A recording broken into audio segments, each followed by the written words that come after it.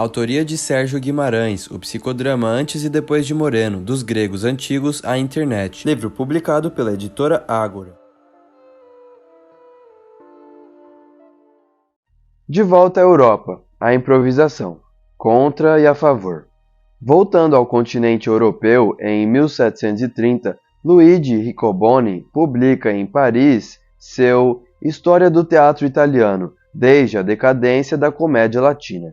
Ator de comédia dell'arte e escritor, Riccoboni começa pelo teatro de Roma, com seus 3 tipos de peça, a tragédia, a comédia regular e a que era interpretada por mímicos e bufões, atribuindo a origem da comédia italiana ao terceiro tipo. Ele conta que os antigos mímicos tinham adotado as atelanés, que eram as farsas dos latinos, em vez das comédias regulares de Terêncio e de Plauto, e que os mímicos modernos imitaram esse gênero de peças, ou seja, esses tipos de farsa que são interpretados à la impromptu. Além disso, explica. O impromptu dá lugar à variedade do jogo, com a qual, a rever várias vezes o mesmo roteiro, é possível rever cada vez uma peça diferente. O ator que atua de improviso atua de modo mais vivo e com mais naturalidade do que o que desempenha um papel aprendido. A pessoa se sente melhor e, consequentemente, diz melhor o que produz do que o que é emprestado de outros com a ajuda da memória. Mas essas vantagens da comédia atuada de improviso são adquiridas não sem muitos inconvenientes. Ela implica atores engenhosos, o supõe realmente de talento igual, porque a desgraça do impromptu é que a atuação do melhor ator depende absolutamente da pessoa com quem ele dialoga. Se é com um ator que não sabe capturar com precisão o momento da réplica, ou que o interrompe inoportunamente, seu discurso languidece, ou a vivacidade de seus pensamentos se afoga. A figura, a memória, a voz, o sentimento em si não são suficientes para o ator que quer atuar de improviso. Ele não pode chegar à excelência se não tem uma imaginação viva e fértil, uma facilidade de expressão, se não possui todas as sutilezas da língua e se não adquiriu todos os conhecimentos necessários para as diferentes situações nas quais seu papel o localize. Segundo comenta também Duchartre, o que acontece é que, como a técnica de improvisação exigia as qualidades mais raras e variadas, um ator de comédia dell'arte tinha de ser um acrobata, bailarino, psicólogo, orador e homem da imaginação, possuidor de um profundo conhecimento da natureza humana, para poder interpretar adequadamente os distintos papéis.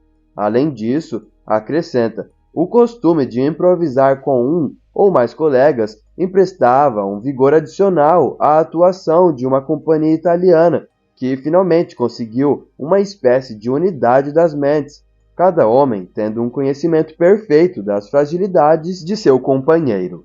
Na maior parte do tempo, informa Duchartre, era o diretor da companhia ou então um ou mais atores que assumiam o papel de compor os cenários. Esse método permitia a cada ator reviver cenas nas quais ele pudesse usar seus talentos específicos da melhor maneira. No entanto, comenta, as companhias nunca puderam instalar-se por muito tempo em nenhum lugar, porque ou bem a igreja ou as autoridades civis quase sempre se opunham a elas. Efetivamente, em seu livro A Improvisação como Arte, Desafios Conceituais, Perspectivas Históricas, Edgar Landgraf, professor de alemão na Universidade Estadual de Bowling Green, Ohio, informa que a proscrição da improvisação da maioria dos grandes palcos do mundo de língua alemã remonta a meados do século XVIII.